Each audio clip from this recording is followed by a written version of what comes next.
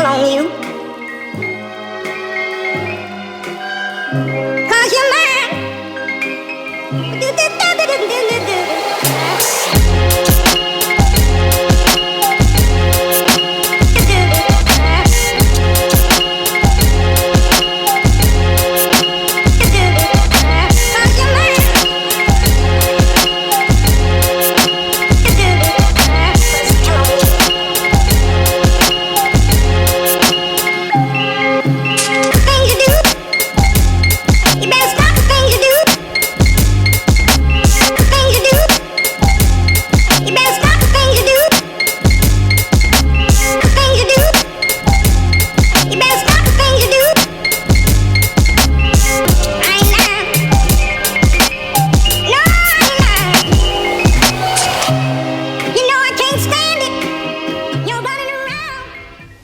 Eh bien bonjour à tous et bienvenue dans cette première vidéo et premier essai de Parlons Automobile. Et aujourd'hui je vais essayer pour vous la Mazda 6. Alors cette Mazda 6 c'est une Mazda 6 pas restylée, c'est le premier modèle de la nouvelle Mazda 6. Elle est de 2013. Donc c'est une finition sélection avec le moteur diesel de 2 litres 2 de 175 chevaux. Avec une boîte automatique 6 rapports.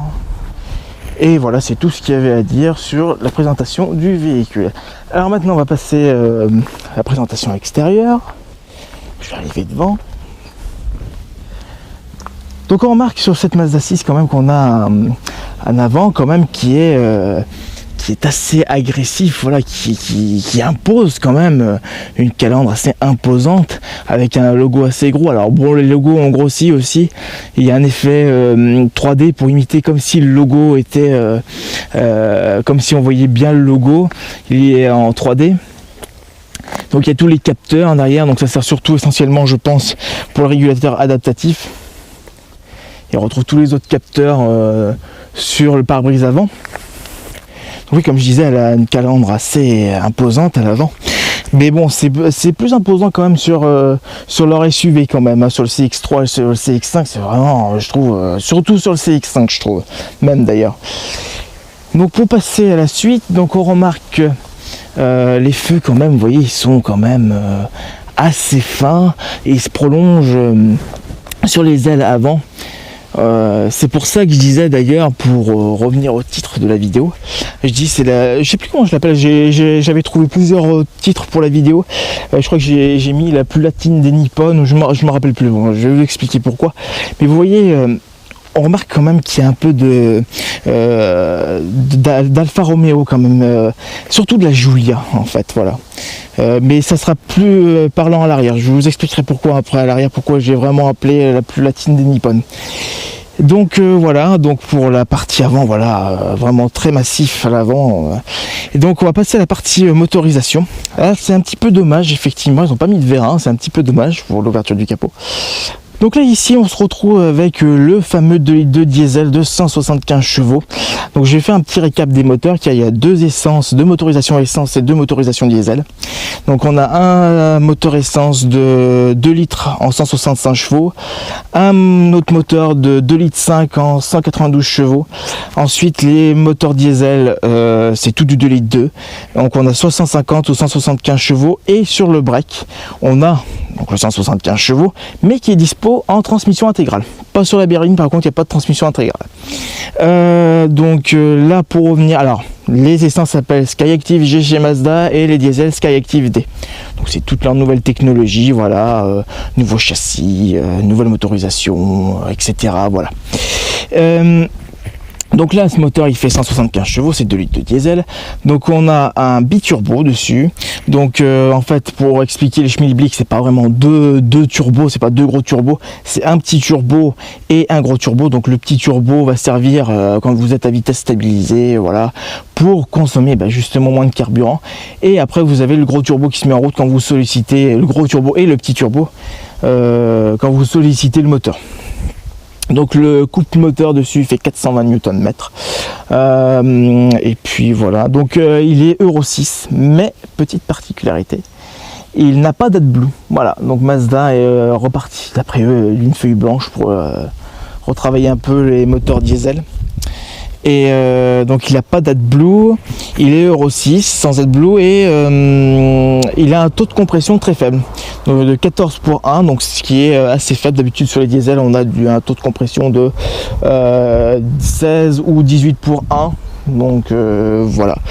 Donc par contre il a une autre particularité aussi, c'est si vous allez acheter une voiture avec une motorisation diesel chez Mazda, vous allez avoir au démarrage, il va monter à froid presque 2000 tours minutes, ça dure pas longtemps, 10-15 secondes, et puis après il va se stabiliser.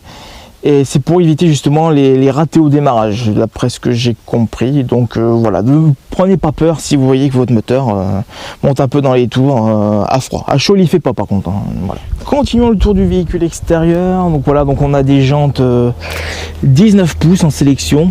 Voilà, donc on là remarque que c'est pas le modèle restylé parce qu'elles ne sont pas gris anthracite, elles sont couleur aluminium, quoi, gris clair. La dimension des pneus c'est du 225 45 19. Bon là elle est équipée en Michelin, mais je pense pas qu'elle soit équipée en Michelin d'origine, voilà. Donc c'est moi qui l'ai fait équiper en Michelin, bien évidemment. On remarque aussi que ce n'est pas le modèle restylé parce que le modèle restylé a le répartiteur des clignotants qui se trouve sur les coques de rétroviseur, alors que là, enfin c'est sur les coques de rétroviseur quand même, mais je veux dire c'est vraiment sur le côté. Alors que là il y a un défilement, il me semble, sur les dernières versions. Le petit toit ouvrant qui doit être dispo peut-être, je pense, sur les versions sélection. Je pense. Hein. Le sélection c'est la version très haut de gamme. Hein. Voilà, c'est la version, il n'y a pas plus haut de gamme chez Mazda.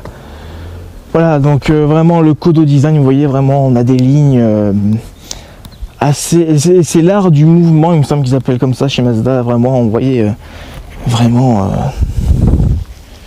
très élancé, des lignes assez sportives, assez racées, vous voyez, vraiment très joli. On a un cerclage en alu autour des fenêtres, donc c'est bien, ça fait premium. Ensuite à l'arrière, voilà, c'est là pourquoi je vais revenir maintenant sur le pourquoi j'appelle la plus latine des Nippon, ou je sais plus comment, vous verrez bien comment j'appelle ça dans le titre, mais l'arrière, franchement, honnêtement, à quelques détails près, et bon, bah, c'est pas copier-coller, hein, bien sûr, hein. Elle ressemble énormément à la Giulia, et vraiment toute leur gamme chez Mazda est vraiment assez latinisée, et c'est vraiment très réussi. Les feux, ça rappelle énormément, les feux arrière rappellent énormément la Giulia.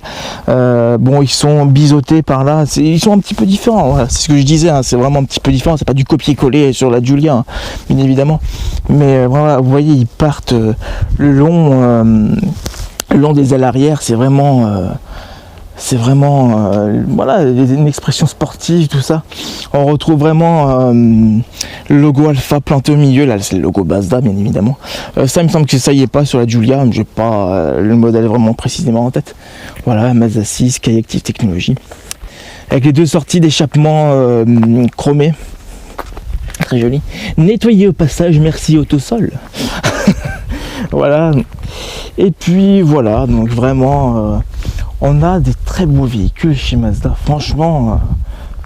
Non mais franchement, honnêtement, vous n'êtes pas d'accord avec moi, franchement, que Mazda a réussi à une très belle gamme, a réussi toute sa gamme, même en SUV.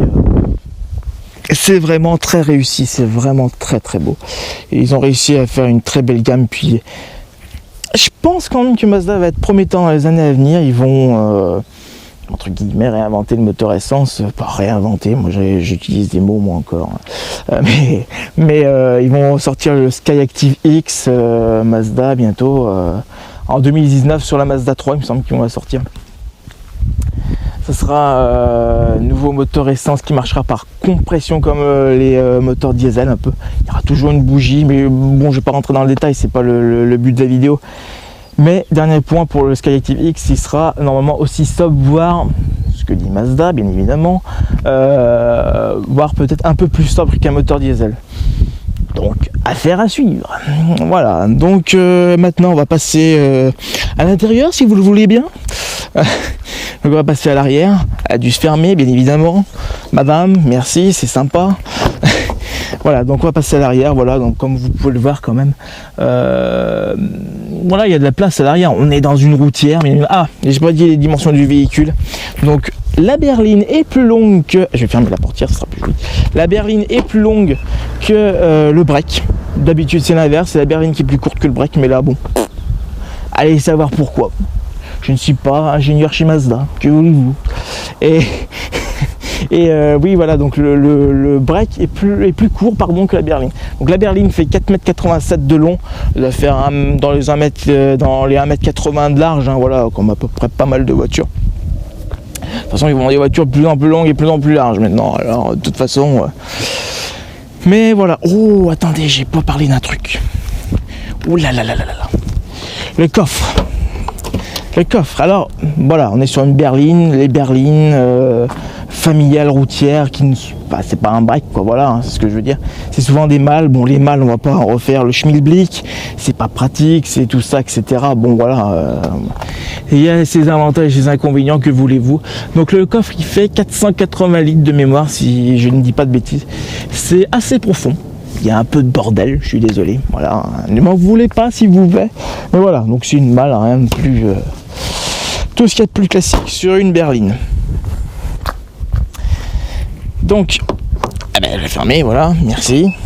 Oui, parce que c'est comme sur les Renault, vous savez, sur les cartes Malib, ça se ferme tout seul, mais on peut désactiver. Je sais pas si je vais pas les désactiver d'ailleurs, parce que c'est un peu chiant. Mais bon, c'est pratique aussi d'un autre côté. Enfin bref, revenons au schmilblick. Donc voilà, donc l'arrière, voilà, donc très spacieux, même que quand quelqu'un est assez grand. Je prends par exemple, pas pour dire du mal de lui, hein, il n'y est pour rien, mais mon voisin qui fait presque 2 mètres de long, voilà, il y avait encore de la place derrière, on était pas mal. Je m'assois, voilà, comme ça, vous pourrez voir un petit peu plus. Voilà, remarque, hein, vous voyez, il y a quand même de l'espace, hein, vous voyez, on est quand même à l'aise, tout. On est pas mal assis derrière. On a un petit peu la vue aérienne avec le. C'est dommage qu'il s'est pas fait un toit vitré un peu plus long à l'arrière. C'est un petit peu dommage, je trouve. Mais bon, faisons avec ce qu'on a. Que voulez-vous. Il est ouvrant aussi le toit ouvrant. Voilà. Là voilà, donc on a vraiment beaucoup de place à l'arrière. Bon voilà, on va pas refaire le truc, hein. On est dans une routière, donc c'est normal qu'il y ait de la place, hein. Petit accoudoir, là voilà. Sur les versions restylées, on a les sièges arrière qui sont chauffants, j'en perds mon latin.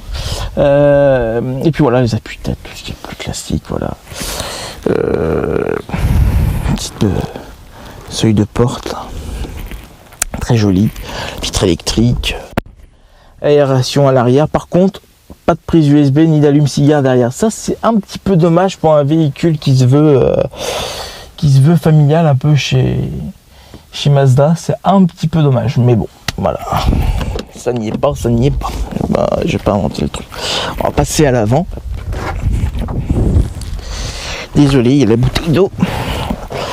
Voilà, donc on arrive à l'intérieur, on va fermer. Il n'y a pas de bruit de vent, tout ça. Voilà. Donc voilà, bon, l'intérieur, c'est assez sobre l'intérieur, hein, sur la finition sélection de série, c'est noir, voilà, il y a une petite touche de bordeaux, un plastique laqué, voilà, bordeaux.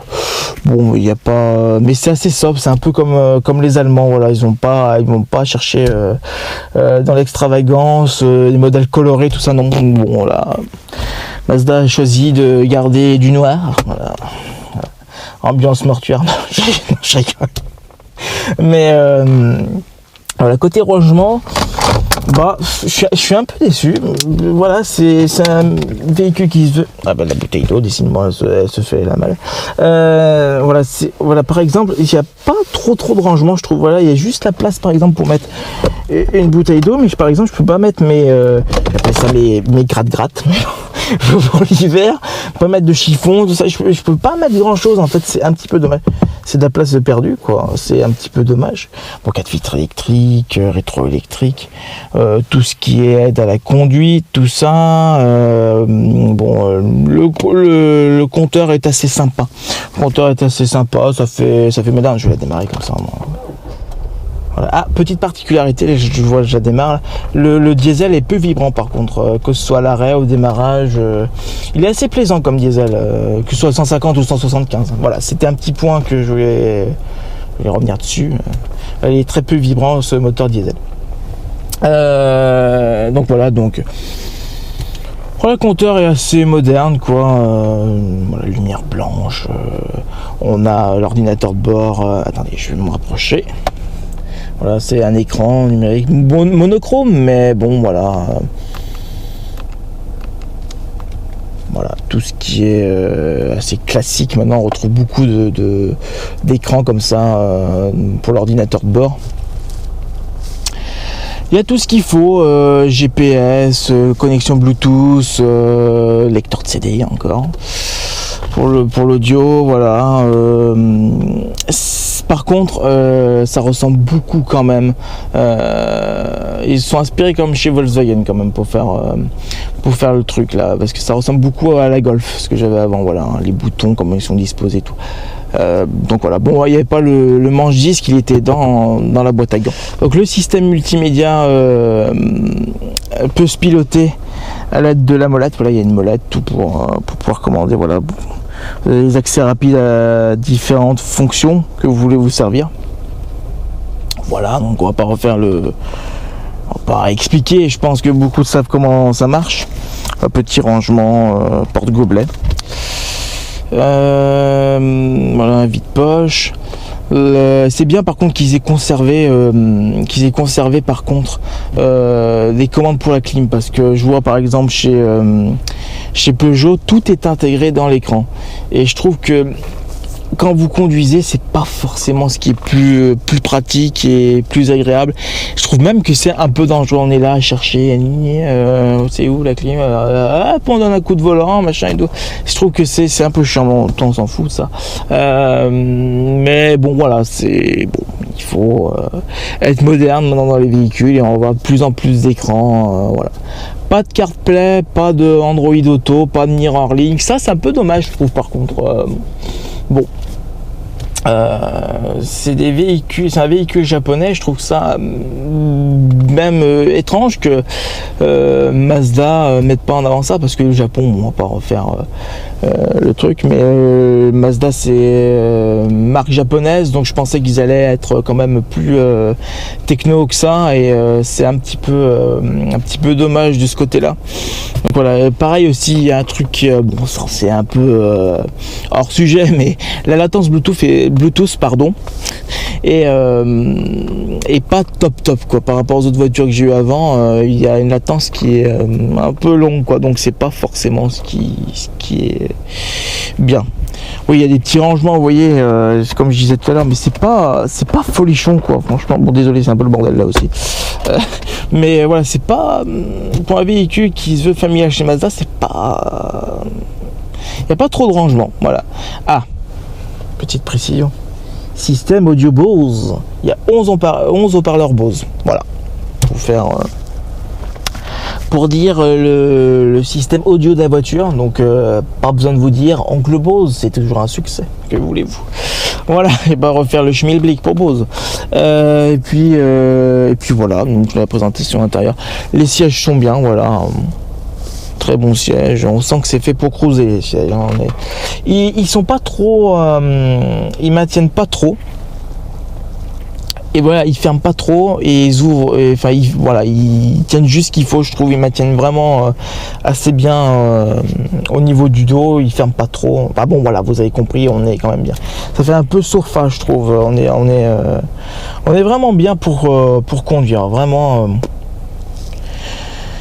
Et puis voilà, je pense que j'ai fait le tour un petit peu intérieur et extérieur du véhicule. Voilà, donc rétro jour-nuit qui s'adapte automatiquement avec le petit bouton. Voilà. Range lunettes, voilà. Ah oui, toit ouvrant, j'avais dit. Vous serez content, vous aurez vu une animation aujourd'hui. Voilà. C'est magnifique la technologie aujourd'hui. Voilà, donc toutes les aides à la conduite, voilà, l'air de franchissement de ligne qui est un peu chiant parce que quand on écoute là, on dirait que Remarquez, c'est bien si vous vous endormez au volant, comme ça vous êtes sûr que vous vous réveillez, parce que ça fait une espèce de boucan par rapport à d'autres voitures. Voilà, on a aussi détection des angles morts. Voilà, c'est ce que je disais, c'est pour revenir au bouton là.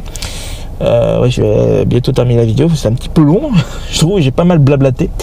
Voilà, donc voilà, on va pas refaire. Pour là, c'est pour les angles morts, enfin je sais pas ce que c'est, hein. Ça, le franchissement de ligne, le start and stop pour le désactiver, si vous remettez à zéro la pression des pneus parce qu'elle a contrôle de pression des pneus, et ça c'est l'ESP pour le désactiver. Voilà, donc siège chauffant à l'avant mais pas à l'arrière parce que c'est pas le modèle restylé. Et puis voilà, c'est tout ce que j'ai à dire dedans. Je vois pas qu'est-ce qu'il y a d'autre à dire dedans. Voilà, 4 vitres électriques, bon, ça c'est une grande importance. Voilà, et puis et siège électrique, les sièges côté conducteur et passager sont électriques, et il y a une mémorisation de position sur le siège conducteur, et ça c'est bien parce qu'on est deux à la conduire avec mon père, et c'est bien comme ça, au moins quand on monte dedans, on n'a plus qu'à régler notre siège avec le bouton et paf, et hop, en avant, vas-y Paulette, et on peut rouler. Voilà, donc c'est tout ce que j'ai à dire. Maintenant on va se retrouver à conduire parce que ça fait 20 minutes quand même que je présente le véhicule, donc voilà, mes impressions de conduite. Et on se retrouve tout de suite.